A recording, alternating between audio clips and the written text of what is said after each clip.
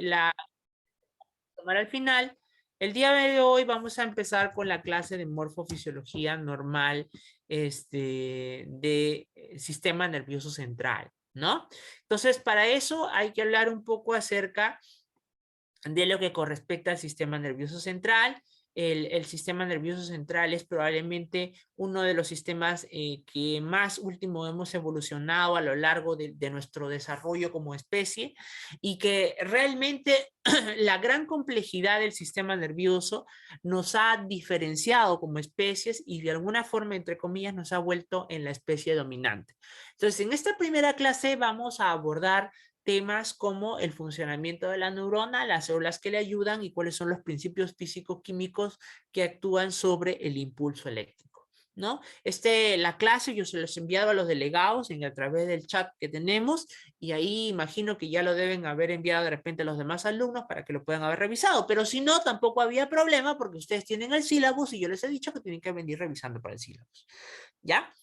Muy bien, entonces vamos a empezar con el primer debate en grupos. Tienen ustedes 4 minutos para poder debatir en grupos. Vamos a empezar a mandar a sus salas.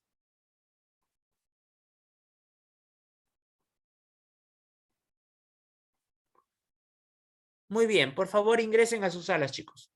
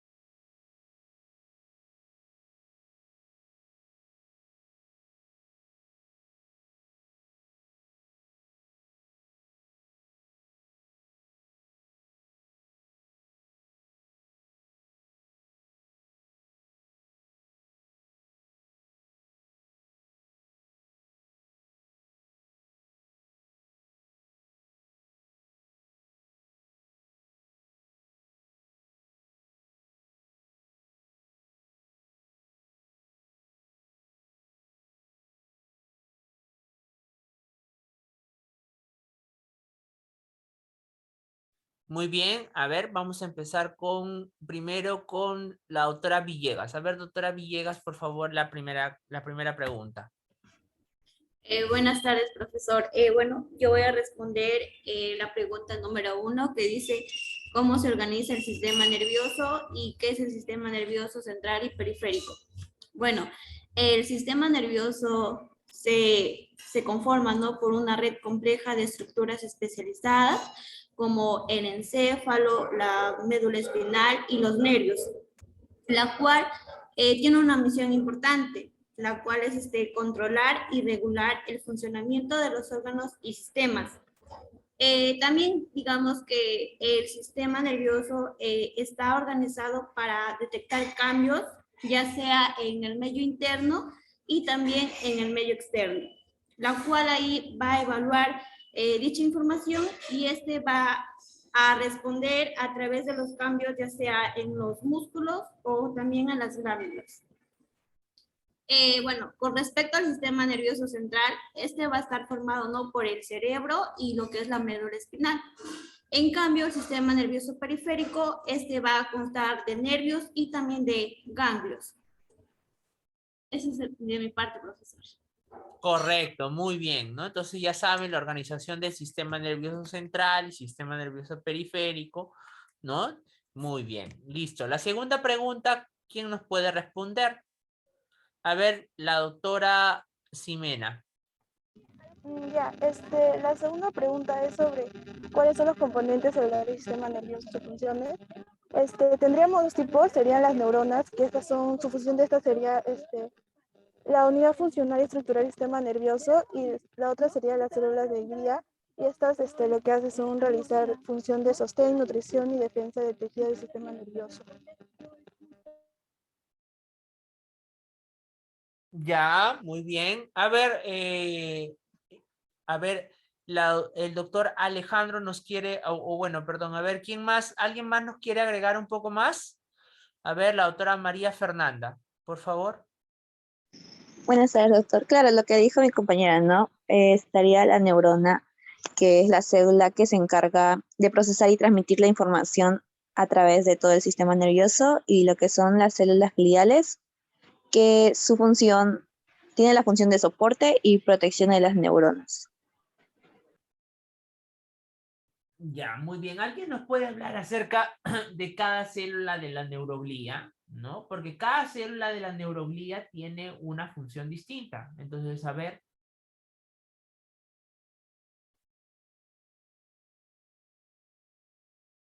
¿Qué papel juegan los astrocitos, los oligodendrocitos, la microglía, los tanicitos? ¿Qué cosas hacen?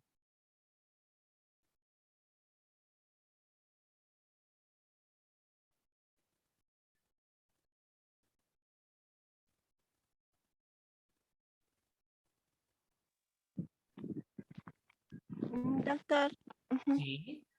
puedo hablar, por ejemplo, la microglía, ¿no? Es un tipo de célula muy importante, ¿no? Porque es el soporte neuronal, que también está presente en lo que es el sistema nervioso central. No solamente se encuentra en los vertebrados, también se puede encontrar en los invertebrados. Bueno, pero lo más importante de esto, pues, porque actúa como una célula inmune. Correcto, muy bien, Ujú, ¿no? Ya, muy ujú. bien. Ya nos ha dicho acerca de, entonces de la microglía, ¿no? Miren, a ver, la microglía es como una especie de, como dice la doctora, es una célula inmune que ha viajado desde el saco vitelino, que es una estructura embrionaria, ¿no? Hasta lo que es el sistema nervioso central. Es como un macrófago diferenciado, ¿no? Ustedes han visto que en los tejidos existen diferentes macrófagos diferenciados. Por ejemplo, a nivel del hígado está la célula de Kupffer, ¿no? En el pulmón está el macrófago pulmonar, ¿no? En el cerebro está la microglía, etcétera, ¿no? Entonces, son macrófagos que nacen desde la etapa embrionaria y que viajan hacia el tejido para ahí diferenciarse como una célula residente ya de esa zona, ¿no? Entonces son importantes. Generalmente desarrollan pues funciones inmunes, como dice la autora. Ahora, ¿otras células hay? Sí, claro, por supuesto que sí, que no las han mencionado, ¿no? Son los astrocitos. Los astrocitos son dos tipos, los Profesor, protoplasmas. ¿yo puedo hablar? Sí, claro, a ver, a ver. Ah, ok. Bueno, sobre los astrocitos, básicamente son, son los encargados de formar la barrera hematoencefálica, lo que permite, es un punto de diferenciación entre las sustancias que pueden pasar o no hacia el cerebro. Y bueno, determinan si es que estas pueden ser nocivas o no. Por eso es que es muy difícil también generar medicamentos que puedan ayudar a nivel directo con el cerebro, porque esta barrera va a impedir que estas sustancias atraviesen. Después también tenemos lo que son las macroglías, que por lo general tienen la función del mantenimiento de las células, y luego están los formadores de mielina, como los oligodendrocitos, que se encargan de crear y mantener las vainas de mielina. Y luego también están las células Schwann, las cuales son las que forman las vainas de mielina y eliminan los desechos para evitar también y guían el crecimiento de los axones. Ya, muy bien, correcto, ¿no? Entonces, miren, los astrocitos forman parte, una de las cosas más importantes, como dijo la doctora, es que forman parte de la barrera hematoencefálica, ¿no? Eso hace algo que vamos a tocar casi al final del segmento, pero efectivamente son ellos, con sus prolongaciones, los que forman parte de uno de los elementos de la barrera hematoencefálica. La diferenciación se da básicamente en dónde están ubicados, ¿no? Los protoplasmáticos, que son básicamente asociados a los núcleos de las neuronas, ¿no? ¿Cómo se llaman las formaciones del sistema nervioso central que están asociadas a un núcleo de neuronas?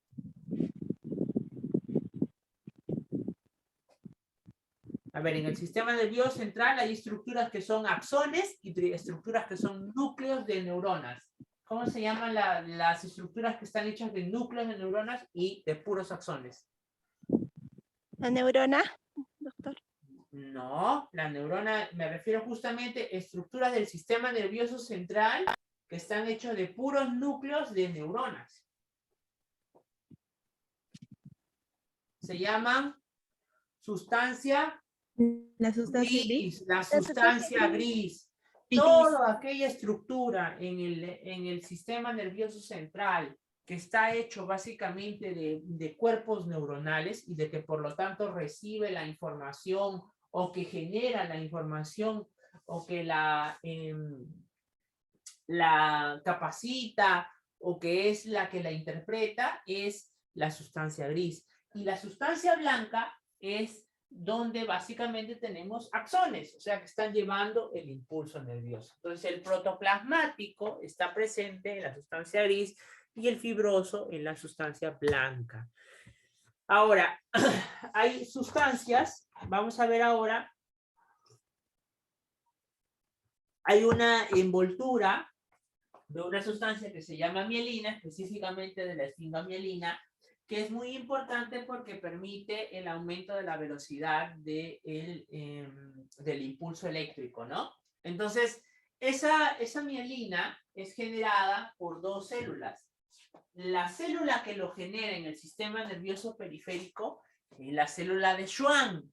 La célula que lo genera en el sistema nervioso central es el oligodendrocito. Las diferencias están, como ustedes pueden ver allí, ahí, ¿no? La célula de Schwann habitualmente da mielina a una sola célula, ¿no? Mientras que los oligodendrocitos provee de mielina a varias neuronas, ¿no? A varias neuronas. Entonces es importante tener en cuenta esas diferencias importantes, ¿sí? Vamos a ver más adelante para qué sirve la mielina.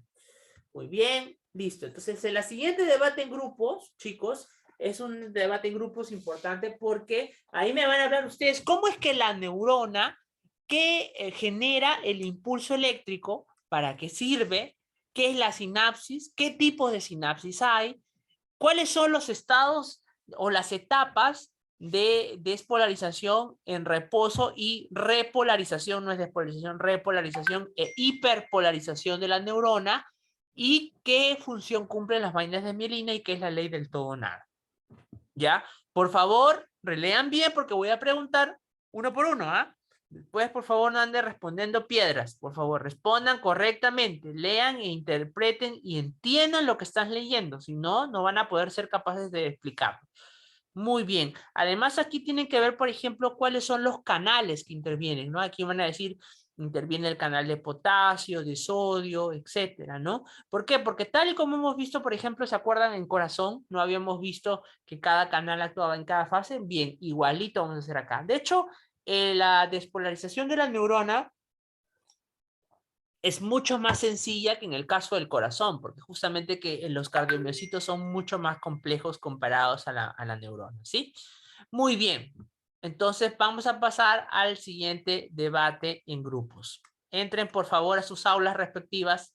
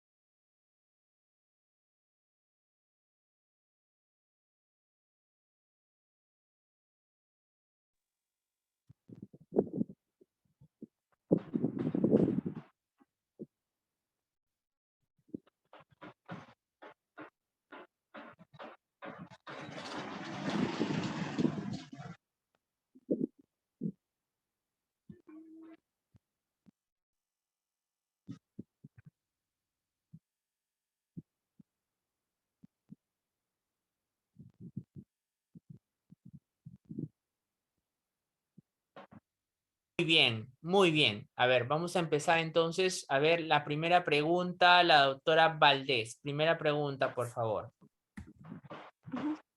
Ok, doctor, muchas gracias. Bueno, las características de la neurona, ¿no? Tenemos lo que son excitables, que es un estímulo que conlleva una respuesta, ¿no? Y también que transmite lo que es el impulso nervioso. Puede ser también unidireccionalmente de una neurona que pasa a otra, ¿no? De ahí va a pasar lo que son sus funciones básicas, ¿no? Lo que es importante, que va a recibir la información, procesa una información, envía la información. Y también va a poseer lo que son uniones neuronales o la sinapsis, ¿no? Eso que nos va a ayudar a manipular la información a través de cambios bioquímicos y una membrana especializada para transmitir los impulsos eléctricos. Y también tenemos lo que son los tipos, ¿no? Normalmente las neuronas se dividen en 4 tipos de acuerdo a sus funciones. Se encuentran en el sistema nervioso humano, donde se dividen, que son las sensoriales, motoras, interneuronas. Normalmente estas neuronas se van a encargar, ¿no?, con la recepción y conducción de los estímulos, que pueden también clasificarse de acuerdo o según su estructura, ¿no?, que pueden ser unipolares, bipolares y multipolares, doctor. Ya, muy bien, correcto. Entonces, a ver, la neurona entonces es la unidad fisiológica del sistema nervioso central, es ella básicamente la que concentra la información y la que finalmente va a derivarle una respuesta, ¿no? Así que es muy importante tenerla en cuenta. Ya la doctora ha mencionado los tipos, hay pseudounipolar, generalmente la encontramos, por ejemplo, en la raíz dorsal del nervio raquídeo, bipolar,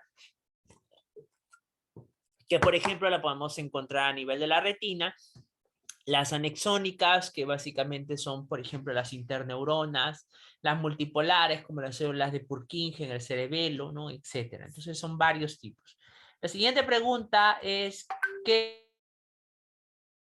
es sinapsis y qué tipo de sinapsis hay? Muy bien, a ver, ¿quién nos puede responder? El doctor Piero. Bueno, sí, profesor. Bueno, la sinapsis es una conexión entre dos neuronas y es caracterizada de transmisión de información, como dijo la compañera. Y le puedo decir que un tipo de sinapsis de que es la potencial de acción, que es la acción de liberar un neurotransmisor químico que puede ayudar o impedir que la neurona no dispare su propio potencial de acción.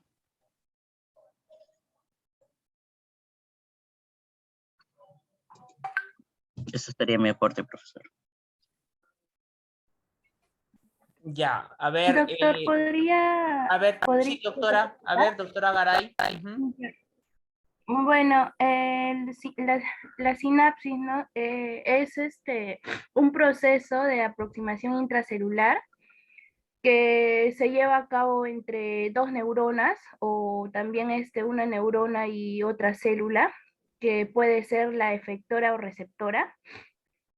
Pues también en este proceso se da la transmisión de un impulso nervioso, por lo que se conoce como sinapsis nerviosa o también como sinapsis eléctrica, ya que dado al carácter electromagnético de esta dicha, ¿no? De esta dicha transmisión, y también que pues la sinapsis es muy importante en el proceso de gestión y control del cuerpo, ya que inicia una descarga química dentro de la membrana de la célula emisora, que son las neuronas, y pues también se convierte en una corriente eléctrica que transmitida a lo largo de los axones neuronales, y también que esto va a liberar compuestos químicos que se llaman los neurotransmisores, como también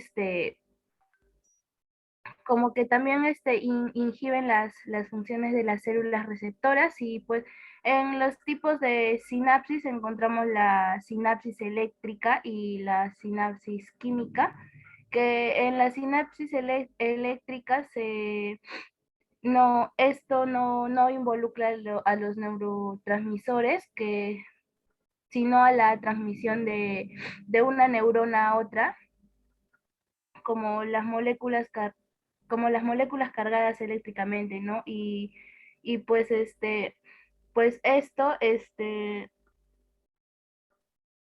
no es más veloz que la sinapsis química, es diferente, y la sinapsis química se produce entre las células separadas por un espacio no mayor de 20 a 30 nanómetros, y también es conocido como una hendidura sináptica.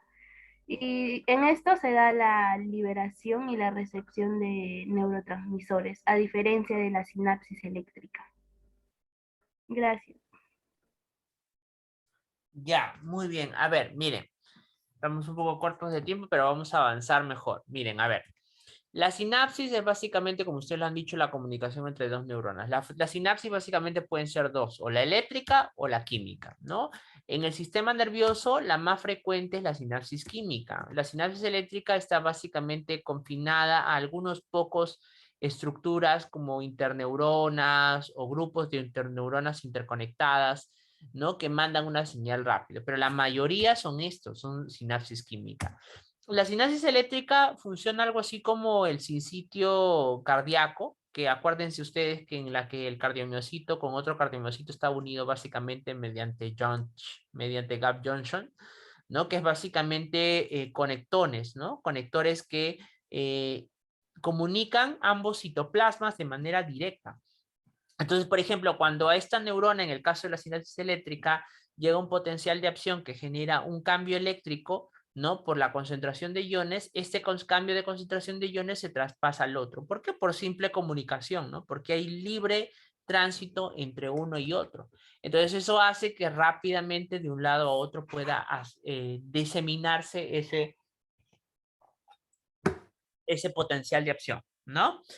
En la sinapsis química, el proceso sucede básicamente solamente en un sentido, y además, para poder realizarse, se requiere de la liberación de una sustancia que sea la que active a la neurona siguiente, ¿no? Ustedes van a ver que además el espacio presináptico es básicamente mucho más amplio que el de la sinapsis eléctrica. Y aquí básicamente lo que vemos es que el cambio de potencial de acción generado en esta neurona, en el final, en la terminal presináptica, activa a canales dependientes de calcio. Esos canales de calcio dependientes de voltaje, al activarse por ese cambio de voltaje, se unen a la vesícula, una vesícula presináptica que está llena de ese neurotransmisor que ha sido previamente sintetizado por el núcleo de la neurona, ¿no? Y luego se libera a través del espacio presináptico, ¿no? Al espacio sináptico o la hendidura sináptica. Y allí actúa en un receptor. El receptor activa toda una serie de vías de segundos mensajeros y activa pues canales de sodio o de potasio que vamos a ver en un ratito, que son los responsables de generar el cambio de potencial de acción. Entonces, por eso, como hay de por medio una sustancia, se llama sinapsis química. ¿Y cómo se llama la sustancia que activa la siguiente neurona? Neurotransmisor, ¿no? Muy bien, entonces la siguiente parte habla acerca de cómo se generan los potenciales de acción. A ver, que nosotros tenemos claro que en la célula en el interior hay una mayor cantidad, por ejemplo, de potasio, pero hay una menor cantidad de sodio. Eso nos queda claro, ¿cierto? Y hay siempre una gradiente, por lo tanto, del sodio que quiere entrar, y del potasio que más bien quiere salir. Entonces, ¿qué sucede? Que esa gradiente que hay de concentraciones entre ambos hace que se genere una diferencial de voltaje. ¿Por qué? Porque cada uno tiene carga positiva, ¿no? El potasio y el sodio tienen carga positiva. Entonces, en el gráfico de la izquierda nosotros podemos ver que se ha medido la diferencial de carga con respecto a cada ion, ¿no? O cada catión en este caso, ¿no? Ahí tienen ustedes que el diferencial cuando es el potasio, la carga es negativa, y el diferencial cuando hablamos del sodio, la carga es positiva. Porque obviamente las concentraciones son distintas, bueno, son distintas. Y eso hace pues que obviamente el diferencial sea diferente. Entonces, ¿qué nosotros necesitamos saber? ¿Cuánto es el voltaje de la célula sumando los electrones que le aportan carga a esa célula? Entonces, para eso sirve la ecuación de Goldman-Hodgkin. La ecuación de Goldman-Hodgkin, como ven ahí, utiliza lo que son las conductancias de los electrolitos, ¿no? Y las concentraciones para valorar cuánto es aproximadamente, ¿no? Cuánto es aproximadamente el voltaje promedio total de la célula, ¿no? El voltaje promedio total de la célula. Entonces, para eso hacerlo, lo que necesitamos es hacer una suma total, y esa suma total se da gracias a esa ecuación. ¿Cuánto me sale esa suma total? Esta cantidad que ustedes están viendo. En reposo, por lo tanto, la célula a nivel interno predomina la carga negativa, y por convención se ha tomado que la carga es más o menos menos 90 milivoltios, ¿no? En negativo. Y se sabe que haciendo sumas y restas con la fórmula sale menos 90 milivoltios. Entonces, en reposo, en estado basal, la neurona tiene más o menos 90 milivoltios. Ahora, como el sodio y el potasio siempre van a intentar querer entrar o salir, por ejemplo, después de cada despolarización, ¿no? ¿Qué es lo que hacemos en una despolarización? Lo que hacemos es alterar el voltaje. ¿Cómo lo alteramos? Pues haciendo ingresar cargas positivas o haciendo salir, mejor dicho, cargas positivas, ¿no? Y lo hacemos cada vez menos negativo, o podemos hacer ingresar cargas positivas y lo hacemos cada vez menos negativo hasta llegar a ser positivo, ¿no? Eso es lo que hacemos en un impulso nervioso. Alteramos el estado basal, donde tenemos menos 90 milivoltios, para hacerlo cada vez menos negativo hasta llegar a ser positivo. Eso es lo que pasa en una neurona, entonces, cuando se excita. Ahora, hay una bomba, que es la que ustedes ven acá, que se llama la bomba sodio-potasio TPasa, que es una bomba que es la que mantiene siempre la concentración estable de potasio y sodio, es decir, mantener siempre el orden en el que el sodio hay más afuera que adentro, y el sodio y el potasio más adentro que afuera, ¿no? Básicamente eso. ¿Sí? Muy bien. Entonces, una vez establecido ese punto, lo siguiente que tenemos que entender es que, por lo tanto, existen dos fases: la fase de despolarización y la fase de repolarización. En la fase de reposo es la que yo les acabo de decir, ¿no? ¿Qué es lo que pasa? ¿Cuánto es el voltaje? Etcétera. ¿Qué pasa cuando yo a la célula la despolarizo? Por ejemplo, lo que pasa cuando un neurotransmisor agarra a la célula posináptica, ¿no? Se aperturan los canales rápidos de sodio. Y aquí es lo que ven acá, ¿ven? En estado de reposo, el canal de sodio está cerrado y el canal de potasio también está cerrado. ¿Qué pasa en estado de despolarización? Se activa el canal de sodio. Cuando nosotros hacemos cada vez menos positivo hasta más o menos más 35 milivoltios. En este rango, nuestro canal de sodio está activado y por lo tanto abierto. Entonces, ¿qué hace el sodio? Ingresa a la célula, pues, porque yo sé que hay más sodio afuera que adentro. Entonces, la gradiente me dice que va de donde hay más a menos concentración, ¿no? Entonces, el sodio ingresa. Ahora, al ingresar el sodio, el voltaje cada vez se torna más positivo hasta que llega a 35, ¿no? Como ven acá, rápidamente llega a 35. Pasa la unidad, ¿no? Pasa el 0, perdón, y llega inclusive hasta más 35 milivoltios. Cuando llega a más 35 milivoltios, el canal de sodio se cierra, ¿no? ¿Por qué? Por el voltaje se cierra. Y a la par se abre por ese mismo voltaje, que es más 35 milivoltios, se abre el canal de potasio. Y el canal de potasio, al abrirse, pues lo que hace es bajar otra vez el voltaje, ¿no? Porque el potasio va a tender a salir y otra vuelta lo vuelve negativo. ¿Hasta dónde lo vuelve? Hasta los menos 70 milivoltios, menos 90, dependiendo del basal de cada neurona o cada célula, ¿no? Ahora, yo puedo hacer, por ejemplo, que el canal de potasio se continúa abriendo, o sea, siga saliendo más potasio, y sea cada vez más negativo. O sea, en vez de ser menos 70, sea menos 80, y ser menos de 90, sea menos 110, ¿no? Entonces, Cuando yo hago que la célula sea cada vez más negativa de su basal, se llama hiperpolarización. Cuando yo hago que la célula sea menos negativa hasta llegar a ser positiva, se llama despolarización. Cuando la célula está despolarizada y yo hago que sea más negativa hasta llegar a su estado basal, se llama repolarización, ¿no? Esos son conceptos que ya hemos revisado ya en cardio, pero vamos a recordar acá. Y que dependen básicamente de los canales, ¿no? Muy bien. Entonces, dicho esto, hay que entender que hay neuronas que tienen la capacidad de despolarizar, por lo tanto, estimulan a otra neurona. ¿Qué pasa cuando yo hiperpolarizo? ¿Quién será más fácil de despolarizar?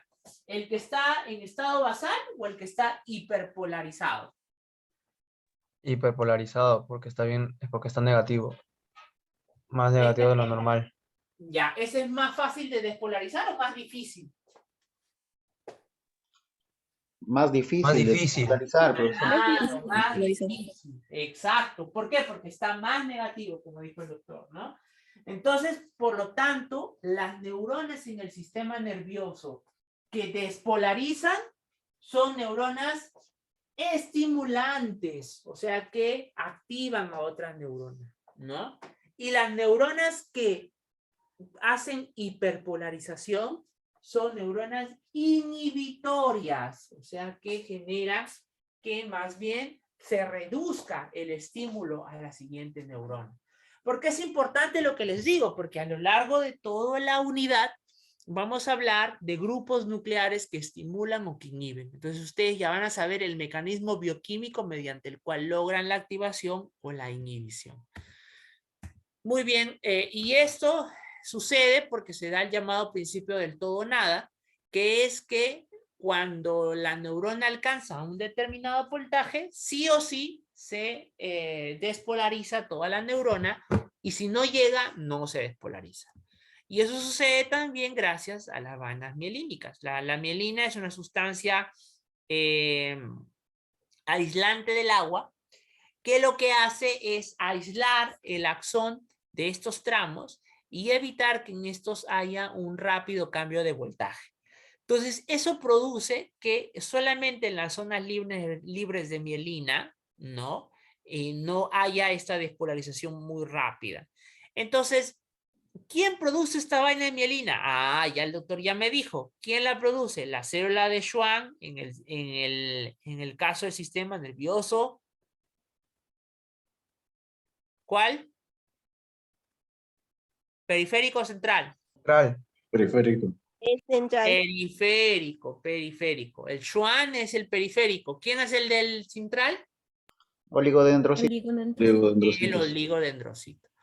Entonces, miren, por ejemplo, acá ven, esto es una célula de Schwann, y entre célula de Schwann y célula de Schwann hay un espacio que no está cubierto por mielina. ¿Cómo se llama ese espacio? Nódulo de Rambier, ¿no? El nódulo de Rambier. Entonces, el nódulo de Rambier es una zona donde sí hay despolarización. Y eso genera esto, que es el impulso saltatorio. ¿Qué significa el impulso saltatorio? Hace que la despolarización suceda en este punto, se salta a este punto, se salta a este punto, se salta a este punto. ¿Qué logramos con eso? Que la velocidad de despolarización sea más rápida y que además consumamos menos energía. Y por eso es que en la gran mayoría del sistema nervioso central y periférico, la mayoría de fibras son mielinizadas. A pesar de que la velocidad aún así es rápida, pero aún así, ¿no? Aún así, necesitamos en algunos casos neuronas súper rápidas, por ejemplo, neuronas para la parte motora, para el estímulo sensitivo, doloroso, ¿no? Etcétera. Son neuronas que tienen que actuar en microsegundos, entonces necesitan ser sumamente rápidas. Por ejemplo, miren, ahí tienen ejemplos de fibra. ¿Qué es una fibra? Es un conjunto de axones. Entonces, por ejemplo, hay enfermedades que pueden dañar a la mielina. ¿Por qué? Porque generan anticuerpos contra ellos. ¿Cómo son, por ejemplo, qué enfermedades? ¿Esclerosis múltiple? ¿Cómo? ¿La esclerosis múltiple? La esclerosis múltiple también puede generar una desmielinización, sí, pero hay otra más. Una que hace poco apareció un brote acá en Perú. ¿Polio? No, la polio es una enfermedad infecciosa. El Parkinson. No. El síndrome de Guillain-Barré.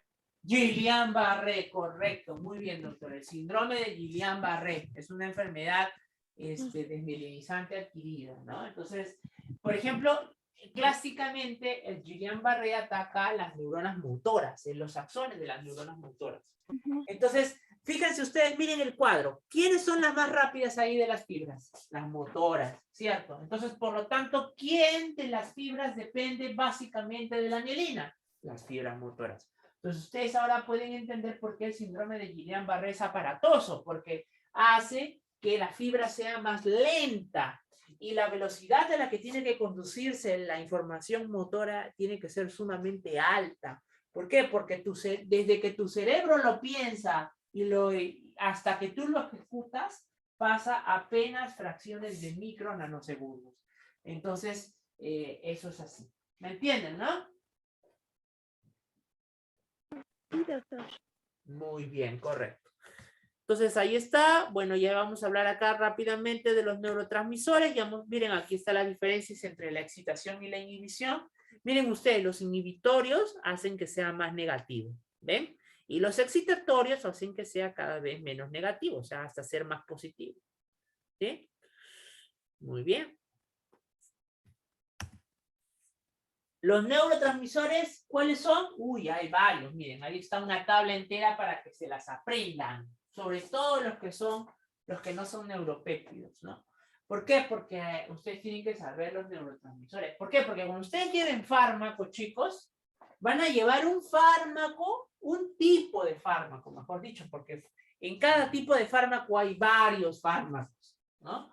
Entonces, por ejemplo, van a aprender los inhibidores de los receptores muscarínicos, que son los que actúan en ¿cómo se llaman? Los receptores muscarínicos de la acetilcolina. Entonces tienen que saber qué hace la acetilcolina, si no, no van a saber qué es lo que hace el fármaco que inhibe la acetilcolina. ¿Ven? Por ejemplo, van a aprender qué cosa es la noradrenalina. Entonces, ¿para qué la usamos los médicos? Entonces, para eso tienen que saber a nivel de qué neuronas actúa la noradrenalina, la epinefrina, ¿no? La serotonina, ¿no? La dopamina, etcétera. La dopamina, por ejemplo, hay inhibidores de la dopamina, ¿no? Inhibidores de los receptores de la catálisis de la dopamina, como el Parkinson, etcétera, ¿no? Ahí está. Muy bien, entonces tienen que revisar, ¿ah? Tienen que revisar, muy bien. Y la sinapsis, pues, tiene sus elementos, ¿no? Como ustedes ven acá, ya les dije, habitualmente la neurona crea en el núcleo, en el soma, crea el neurotransmisor, lo ensambla, lo guarda en vesículas y finalmente lo pasa hacia la parte terminal donde, ¿no? Se almacenan estas vesículas y se libera gracias a la unión con el calcio, ¿no? Ahora, cuando se libera en el espacio presináptico, no es que ahí acaba todo. No todo el neurotransmisor que se libera actúa sobre sus receptores, no, porque muchas veces la cantidad que se libera es excesiva. Entonces, ¿qué pasa? Que a veces hay recaptación. La misma neurona presináptica recapta el neurotransmisor de exceso para que no se pierda o para que no hiperestimule a las células. O la glía, en este caso los protoplasmas, el astrocito protoplasmático, ¿se acuerdan lo que mencionó la doctora? Ya, también recapta el neurotransmisor para evitar de que haya un exceso de activación y de excitación de la célula subsiguiente, ¿no? De hecho, ustedes van a ver que existen venenos, gases venenosos que, por ejemplo, actúan sobre, ¿no? el bloqueo de algunas enzimas que en el espacio presináptico, lo que hacen es catalizar al neurotransmisor. Porque el neurotransmisor no solo puede ser recaptado, sino que miren ustedes ahí abajo, puede ser también depurado por una enzima. En el caso de la acetilcolina esterasa, ¿no? Por ejemplo, eso es lo que pasa en la intoxicación por órganos fosforados, ¿no? ¿Qué son los órganos fosforados? Los que se utilizaban antes, pues, en los insecticidas, en las grandes granjas, en las grandes pastizales, se utilizaban órganos fosforados. Entonces, intoxicación por órganos fosforados, me venía el paciente, pues, con toda la manifestación muscarínica, producto de que el parasimpático, que actúa básicamente con acetilcolina, estaba súper activado, ¿no? ¿Por qué? Porque todas las acetilcolinas terminaba usándose, nada se depura. ¿Por qué no se depuraba? Porque la enzima estaba bloqueada por ese veneno, ¿no? Entonces, ya ven. Por eso les digo, chicos, el entendimiento de fisiología es importante si quieren aprender los próximos cursos. Si no, vamos a estar perdidos. Aparte que es muy bonito, la fisiología es muy bonita, esa es la principal razón por la cual me gusta enseñarlo, ¿no? Porque a partir de aquí, ustedes aprenden, pues, todos los conocimientos que tienen que saber como médicos. Entonces aquí están toda una serie de neurotransmisores, la acetilcolina, que ya les dije que es el neurotransmisor del músculo, del sistema parasimpático, la norepinefrina del sistema simpático. Miren que en el gráfico está cómo se sintetiza, hay que revisarlo. Ya, la dopamina, la serotonina, que es el neurotransmisor de las regiones que básicamente están encargadas de, por ejemplo, de la conducta, el comportamiento, del estado de ánimo. Por eso es que se dice, mira, antes se pensaba, decía, no, uno dice, ¿qué es lo que piensan ustedes?